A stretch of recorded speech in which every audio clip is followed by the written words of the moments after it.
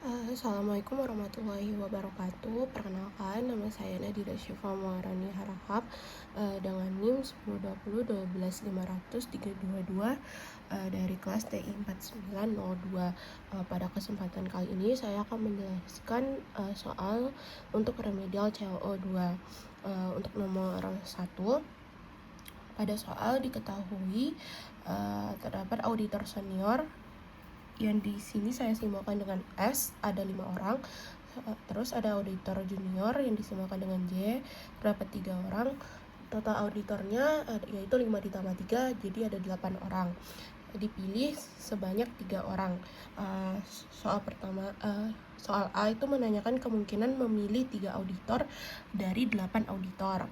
Berarti di sini N-nya 8, R-nya 3. Berarti kombinasi dari 8 auditor itu diambil 3. Berarti 8 faktorial dibagi 3 faktorial, 8 dikurang 3 faktorial. Hasilnya 56. Berarti kemungkinannya ada 56. Ini yang bakal menjadi ruang sampelnya.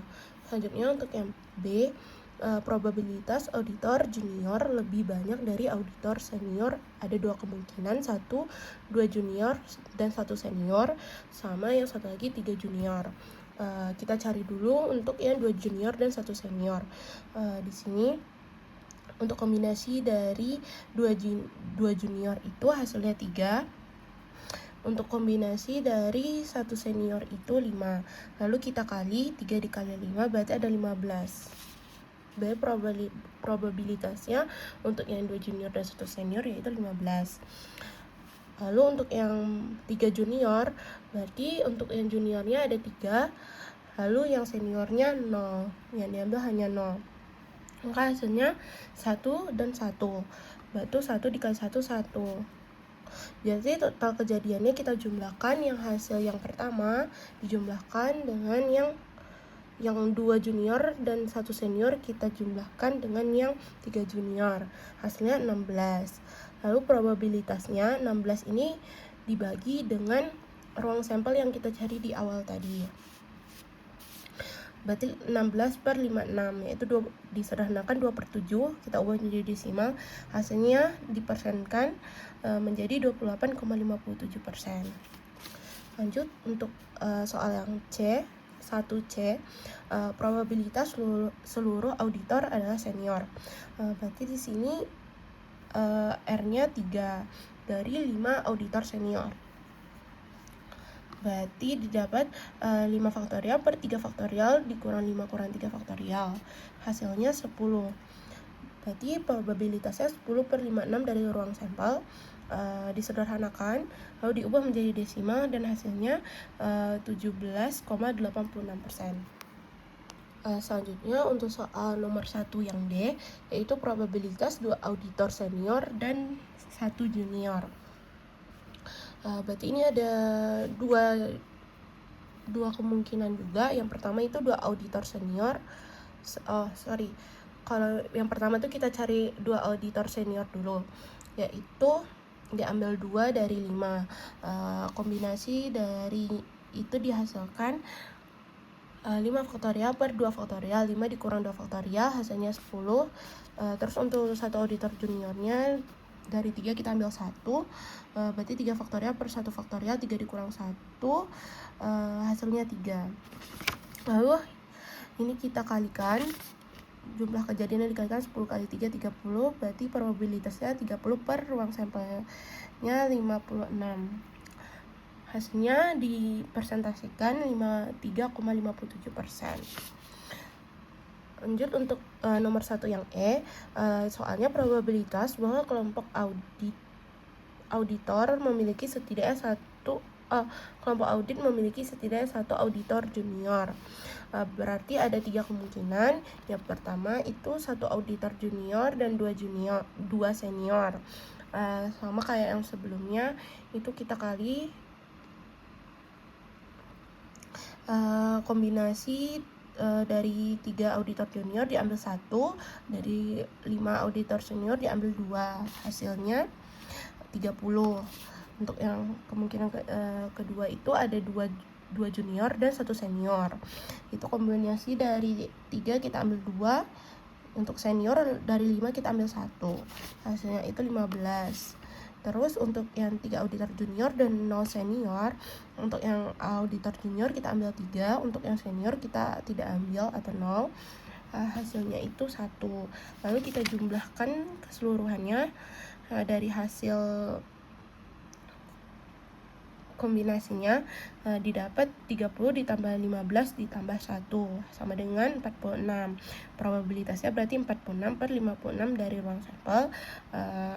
Dalam persennya 82,14%.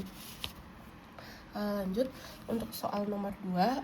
Dari soal diketahui kapasitor polimer yang dilambangkan dengan P terdapat 4 buah. Kapasitor keramik yang kita lambangkan dengan huruf K terdapat 2 buah, totalnya ada 6 buah.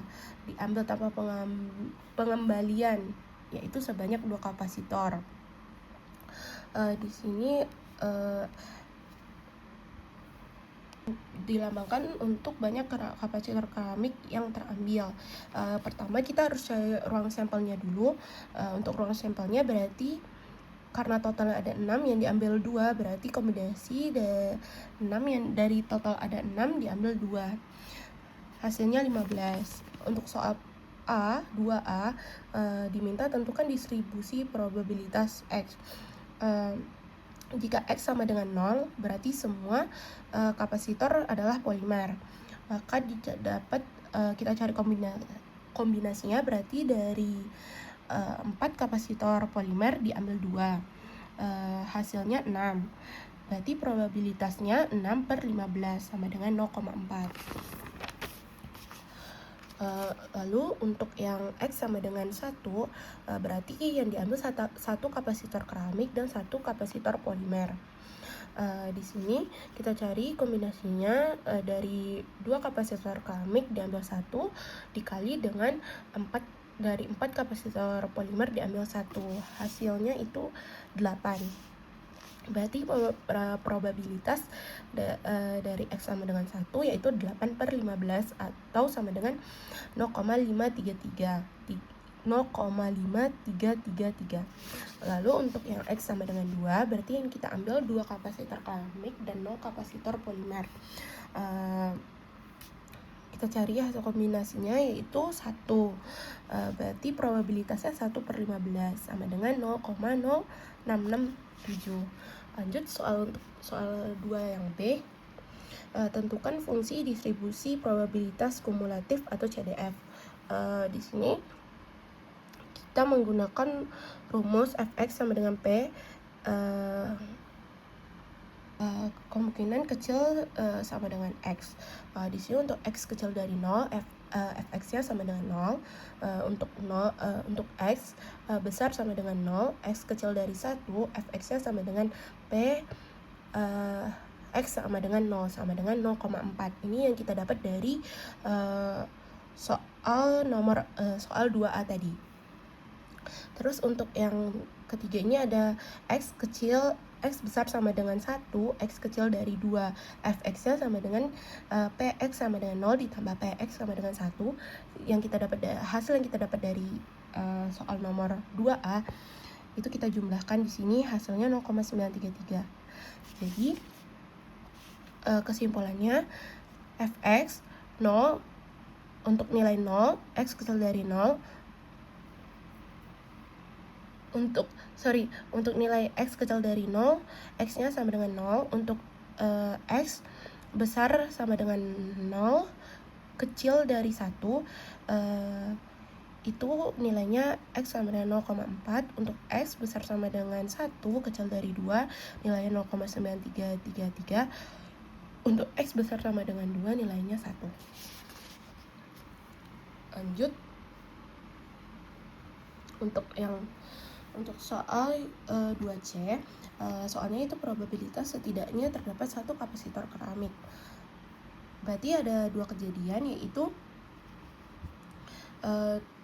Berarti dari dua kapasitor keramik diambil satu, dengan dari dua kapasitor keramik diambil dua. Untuk kejadian yang pertama itu berarti dari dua kapasitor keramik diambil satu, berarti dari 4 kapasitor polimer diambil satu. Berarti satu-satu didapat kombinasinya itu 8. Untuk yang dua-duanya dari kapasitor keramik, berarti untuk dari 4 kapasitor polimer diambil hanya 0, tidak diambil atau 0, itu hasil kombinasinya 1. Lalu dari dua kejadian tersebut dijumlahkan, 8 ditambah 1, 9, berarti probabilitas X besar sama dengan 1, sama dengan 9/15, atau dalam persentasenya 60%. Lanjut untuk nomor 2 yang D, di sini diminta untuk hitung nilai harapan EX. Di sini menggunakan rumus EX sama dengan sigma X PX. Pertama kita kalikan nilai X dengan probabilitasnya. X sama dengan 0, yang seperti kita dapatkan pada soal nomor 2A. 0 dikali 6/15 dari hasil probabilitas pada soal nomor 2A sama dengan 0. X sama dengan 1 dikali 8/15 sama dengan 8/15. X sama dengan 2 dikali 1/15 sama dengan 2/15. X-nya kita jumlahkan hasil probabilitas yang sudah dikalikan dengan X-nya itu, didapat 10/15, diubah menjadi desimal, yaitu 0,6667. Lanjut untuk nomor 3, diketahui fungsi kepadatan probabilitas atau PDF fx, di mana X besar sama dengan 2, X kecil sama dengan 4, C dalam kurung X kurang 2, 0, untuk lainnya bernilai 0. Nomor 1, untuk 3 yang A, diminta untuk tentukan nilai C. Kita menggunakan rumus integral 8 integral tak hingga sampai min tak hingga sampai tak hingga fx dx sama dengan 1. Karena intervalnya 2 sampai 4, maka integral 2 sampai 4 C dalam kurung X dikurang 2 dx sama dengan 1. Lalu kita cari hasil integralnya. Kita substitusikan batas-batasnya 2 dan 4, lalu didapat hasilnya 2 dan 0. Untuk yang 4 itu hasilnya 2, untuk yang 2 hasilnya 0. Berarti C dikali 2 dikurang 0 sama dengan 1, 2C sama dengan 1, C sama dengan 1/2. Berarti nilai C-nya adalah 1/2. Lanjut untuk soal nomor 3B, diminta untuk tentukan fungsi distribusi kumulatif CDF. Kita menggunakan rumus fx sama dengan integral min tak hingga sampai x f dikali t dt. Untuk x kecil dari 2, fx-nya sama dengan 0. Untuk x besar sama dengan 2, kecil sama dengan 4, kecil sama dengan 4, pertama kita substitusikan dulu nilai C-nya. Fs integral 2 sampai x per 2 t dikurang 2 dikali dt. Terus kita keluarkan seperduanya, terus kita integralkan, lalu kita dapat hasilnya x kurang 2, x dalam kurung x kurang 2 pangkat 2/4. Untuk yang x besar dari 4, fx-nya sama dengan 1. Jadi kita dapat kesimpulannya, untuk x kurang dari 2 nilainya 0. Untuk x besar sama dengan 2, x kecil sama dengan 4, itu x nilainya x kurang 2 pangkat 2/4. Untuk x besar dari 4 nilainya 1. Kita lanjut ke soal 3C. Hitung probabilitas. Untuk probabilitas x besar dari 3, x kecil dari 4. Kita menggunakan rumus untuk rumus P, X besar dari A, X kecil dari B sama dengan FB dikurang FA. Pertama kita nyari FA-nya dulu. FA-nya di sini adalah A-nya adalah 4. Untuk F4 kita masukkan kita masukkan ke X kurang 2 pangkat 2 per 4. Didapat hasil 1 untuk yang batas yang FB-nya. B-nya 3 sama dengan kita masukkan juga ke yang X kurang 2 pangkat 2 per 4 tadi, sama dengan 1/4 sama dengan 0,25. Terus setelah dapat ini, kita masukkan ke rumus yang di awal tadi, rumus yang ini. Hasil dari F4 dikurang sama F3, yaitu 1 dikurang 0,25, hasilnya 0,75. Lanjut, untuk soal nomor 3D, hitung nilai harapan atau EX. Kita menggunakan rumus EX sama dengan integral A sampai dari integral A sampai B X fx dx. Di sini kan batas intervalnya 2 sampai 4. Berarti integral 2 sampai 4 X dalam kurung 1/2 X kurang 2 dx. Kita keluarkan 1/2-nya, lalu kita cari integral untuk X pangkat 2 kurang 2X. Ini hasilnya 3,33. Lanjut, untuk nomor 4, soalnya diketahui sebuah kurva normal standar diminta untuk tentukan nilai K. Soal A-nya diminta probabilitas dari Z besar dari K sama dengan 0,9370. Karena ini belum dalam bentuk CDF, tandanya besar dari, maka kita ubah menjadi kecil dari, maka diubah jadi P Z kecil dari K sama dengan 1 kurang P Z besar dari K. Berarti 1 dikurang nilai dari Z besar dari K, yaitu 0,9370 sama dengan 0,0630. Untuk menentukan nilai dia terletak di baris dan kolom berapa, kita lihat tabel Z, itu Z negatif. Dari tabel diketahui bahwa terletak pada nilai probabilitas sebesar 0,0630 terletak pada baris Z sama dengan min 1,5 dan di kolom 0,03, sehingga Z sama dengan K sama dengan min 1,53. Lanjut, untuk soal nomor 4B, probabilitas Z kecil dari K sama dengan 0,6255. Karena udah dalam bentuk CDF, maka kita bisa dapat langsung untuk melihat ke tabel Z. Pada tabel Z diketahui, maaf ini seharusnya Z positif. Di tabel Z diketahui bahwa nilai probabilitas sebesar 0,6255 terletak pada baris Z sama dengan 0,3 dan kolom 0,02, sehingga Z sama dengan K sama dengan 0,32. Lanjut, untuk soal nomor 4C, probabilitas Z besar dari 0,17, Z kecil dari K sama dengan 0,367. Sama seperti soal nomor 3 tadi, kita menggunakan rumus P Z besar dari A, Z kecil dari B sama dengan P Z kecil dari B dikurang P Z kecil dari A. Untuk P Z kecil dari K sama dengan, karena yang diketahui, untuk nilai yang diketahui kan yang P Z besar dari 0,17 kecil dari K, maka ini kita pindah ruas saja, maka ini menjadi positif. Kita tentukan nilai P Z kecil dari 0,17 sama dengan 0,5675. Kita dapat langsung lihat ke tabel Z. Dari tabel Z diketahui bahwa terletak pada baris 0,1 kolom 0,07. Maka P Z kecil dari K, hasil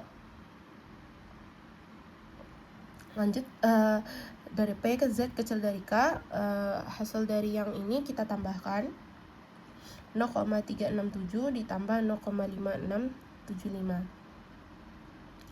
Hasilnya 0,9345. Kita dapat lihat tabel Z yaitu terletak di baris dan kolom berapa. Dari tabel Z diketahui nilai probabilitas sebesar 0,9345 terletak pada baris Z sama dengan 1,5 dan kolom 0,01 sehingga Z sama dengan K sama dengan 1,51. Lanjut, untuk nomor 5, nomor 5 itu diketahui rata-rata 35 mikrometer dengan simpangan baku 1,2 mikrometer dengan sampel atau N sama dengan 35. Pertama kita harus cari dulu simpangan baku rata-rata sampel. Dengan rumus ini simpangan baku per akar N, akar sampel 1,2 per akar 36 sama dengan 1,2 per 6 sama dengan 0,2. Soal yang pertama itu soal 5A, diminta untuk menentukan probabilitas rata-rata sampel di bawah 34,65 mikrometer. Kita menggunakan rumus rata-rata sampel dikurang rata-rata per simpangan baku dibagi akar sampel. Dimasukkan nilainya 34,65 dikurang 35 per 1,2 per akar 36. Didapat hasilnya min 0,35 per 0,2 sama dengan min 1,75. Probabilitasnya rata-rata kecil dari 34,65 sama dengan P Z kecil dari min 1,75. Kita lihat pada tabel Z untuk baris min 1,7 min 1,7 di kolom 0,05 itu nilainya berapa? Didapat nilainya itu 0,0401. Jadi untuk probabilitas rata-rata sampel kecil dari 34,65 yaitu 0,0401 atau dalam persen itu 4,01%. Lanjut untuk soal 5B, probabilitas dari rata-rata sampel dari 34,80 sampai di antara 34,80 sampai 35,30. Pertama kita harus hitung atas bawahnya dulu, yaitu kita lambangkan dengan ZA dengan 34,80 dikurang 35 per 0,2 sama dengan min 1,00. Hitung batas atasnya, yaitu kita lambangkan dengan ZB 35,30 dikurang 35 per 0,2 sama dengan 1,50. Lalu kita masukkan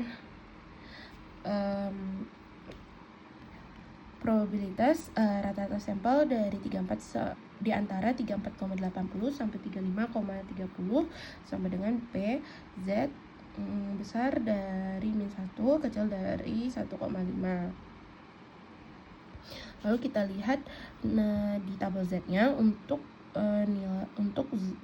baris 1,5 dengan kolom 0,00 itu nilainya 0,9332, sedangkan untuk baris min 1 itu nilainya 0,1587.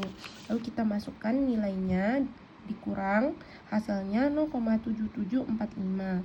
Dalam persen itu 77,45%. Kesimpulannya, probabilitas peluang mesin mampu menghasilkan rata-rata kelompok di zona hijau adalah 77,45%. Untuk soal nomor 5C, nilai diminta untuk menentukan nilai ambang batas rata-rata ketebalan maksimum untuk 2,5% tertinggi.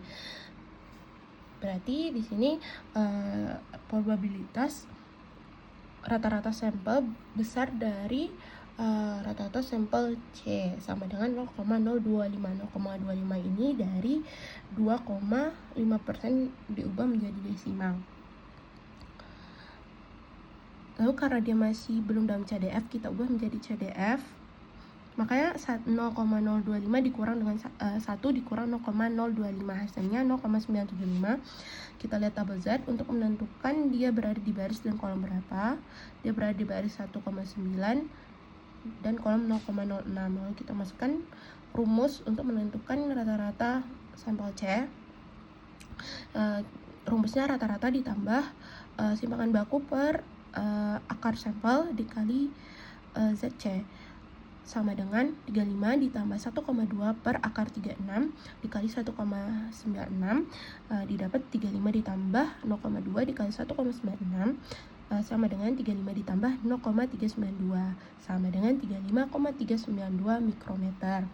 Jadi, batas rata-rata ketebalan maksimum yang memicu alarm navigasi adalah 35,36 mikrometer. Mungkin sekian penjelasan yang dapat saya sampaikan. Lebih dan kurang saya mohon maaf. Wassalamualaikum warahmatullahi wabarakatuh.